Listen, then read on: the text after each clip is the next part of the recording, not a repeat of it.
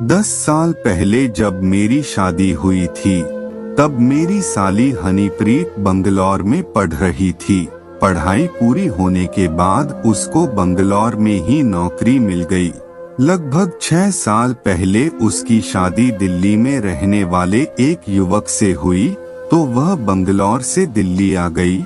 शादी के 2-3 महीने बाद ही गुड़गांव में उसने कोई कंपनी ज्वाइन कर ली और दिल्ली से डेली अप डाउन करती रही। करीब साल भर बाद पुणे की किसी कंपनी से अच्छा ऑफर मिला तो उसने पुणे जाकर ज्वाइन कर लिया। पिछले 5 साल से हनी पुणे में रह रही थी और उसका पति दिल्ली में। मैंने अपनी पत्नी से इस बारे में कई बार बात की। हनी पुणे में है और उसका पति दिल्ली में। क्या मामला है? इनका परिवार कैसे बनेगा? पति पत्नी एक साथ नहीं रहेंगे तो गृहस्थी कैसे बनेगी? मेरी पत्नी हमेशा एक ही जवाब देती, मुझे खुद समझ नहीं आ रहा, और मम्मी से पूछती तो उनका भी ऐसा ही जवाब होता है। इधर 1 महीना पहले मेरी सास को दिल का दौरा पड़ा। ईश्वर की कृपा से उनकी जान बच गई, लेकिन बाईपास सर्जरी करानी पड़ी और 20 दिन तक अस्पताल में रही। डॉट की हालत की खबर सुनकर हनीप्रीत व उसका पति दोनों लोग एकदम से उनका हालचाल जानने के लिए आ पहुँचे। हनीप्रीत का पति तो दूसरे दिन लौट गया, लेकिन हनी रुक गई। जिस अस्पताल में ऑपरेशन हुआ वो मेरे घर से बहुत करीब था और मेरी ससुराल से काफी दूर। व्यवस्था इस प्रकार से बनी कि रात को हनी अस्पताल में रुकती, सुबह 9 बजे में अपनी पत्नी को अस्पताल ले जाता और हनी को अपने घर ड्रॉप करके अपने ऑफिस चला जाता। हनी नहा धोकर हमारे घर पर आराम करती। शाम को 6 बजे में ऑफिस से लौटता और अपने घर से हनी को लेकर अस्पताल जाता और अपनी पत्नी को वापस ले आता। डॉट जब से मेरी शादी हुई थी, हनी के साथ मेरा रिश्ता नमस्ते नमस्ते से अधिक नहीं था। हालांकि जब से शादी हुई थी, हनी पर हाथ साफ करने की तमन्ना तो थी, जो समय के साथ साथ ठंडी हो गई थी। पिछले 5-6 दिन से हनी रोज मेरी बाइक पर बैठकर मेरे घर तक आती जाती थी। इस दौरान ब्रेक लगाते समय उसकी शरीर मेरी पीठ से टकराकर मेरी तमन्ना फिर से जगा रही थी। उस दिन अपनी पत्नी को अस्पताल छोड़कर मैं और हनी घर के लिए निकले तो मैंने तय कर लिया कि आज मैदान फतेह करना है। आमतौर पर मैं घर पहुंचकर ताला खोलकर चला जाता था, लेकिन आज मैंने ताला खोला और मैं भी अंदर आ गया। डॉट मैंने हनी से कहा, आज मुझे थोड़ी देर से जाना है, तुम नहा लो फिर चाय बना लेना, तो मैं चाय पीकर चला जाऊंगा। हनी ने अपना गाउन और टॉवल उठाया और बाथरूम में घुस गई। नहाकर बाहर निकली तो उसके बालों से पानी टपक रहा था। जय हो नसीब कहकर मैं मुस्कुराया तो वो मेरी प्रतिक्रिया पर बोली, क्या हो गया? मैंने कहा, माशाअल्लाह तुम इतनी खूबसूरत हो।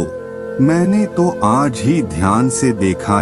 हनी को उम्मीद नहीं थी कि मेरे मुंह से अनायास ही उसकी तारीफ में इतने रसीले शब्द निकलेंगे। वो मेरी ओर देखती ही रह गई। डॉट नजरों के वार से वो खुद को बचा नहीं पा रही थी और उसका चेहरा लाल होने लगा था। मैं उठकर मैं उसके पास गया और उसको ऊपर से नीचे तक निहारने लगा। वो कसमसाते हुए बोली, क्या कर रहे हो जीजा जी? मैंने मदहोशी में कहा, तुम्हें प्यार से देखने की कोशिश कर रहा हूँ। वो बोली, ये तो गलत है ना जीजा जी? मैंने कहा, अरे कुछ गलत नहीं है, सब चलता है, चलने दो आज। तब वो बोली, नहीं जीजा जी, मैं अपने पति को धोखा नहीं दे सकती। इतना कहते ही मैं वहाँ से गुस्से में चला गया। उसके 1 दिन बाद मुझे मैसेज आया कि कल मुझे ऑफिस के काम से कहीं बाहर जाना, तो मैं जाने की तैयारी करने लगा। लेकिन मैं जाने से पहले उससे एक बार देखना चाहता था, मगर देख ही नहीं पाया। जब मैं 4 से 5 दिनों के बाद काम खत्म कर लौटा तो वह अपने घर चली गई थी। मैं देखना तो चाहता था, पर मैं क्या करता, फिर मैं अपने दैनिक काम में लग गया। इसी तरह कुछ महीनों बीत गए। मैं भी अपने परिवारों के कामों में इतना बिजी हो गया है कि मुझे वो सब चीज याद ही नहीं रहा। लेकिन एक दिन अचानक उसका कॉल आता है और बोलती है, जीजा जी मुझे भूल गए हो क्या? मुझसे अभी तक इतना गुस्सा हो? मैंने कहा, नहीं, इसमें गुस्सा होने वाली बात क्या है? फिर वो बोलती है कि ना आप कॉल कर रहे हो ना दीदी कॉल कर रही है, आखिर बात क्या है? मैंने कहा, नहीं तो ऐसा कोई बात ही नहीं है। मैं तुम्हारी दीदी के बारे में तो नहीं कह सकता, लेकिन मैं कुछ ऑफिस के काम में बिजी हूँ, इसलिए समय ही नहीं मिलता है कॉल करने का। खैर छोड़ो और सब बताओ क्या हाल चाल है? वो बोली, एकदम ठीक हूँ। तुम्हारे पतिदेव का क्या हाल चाल है?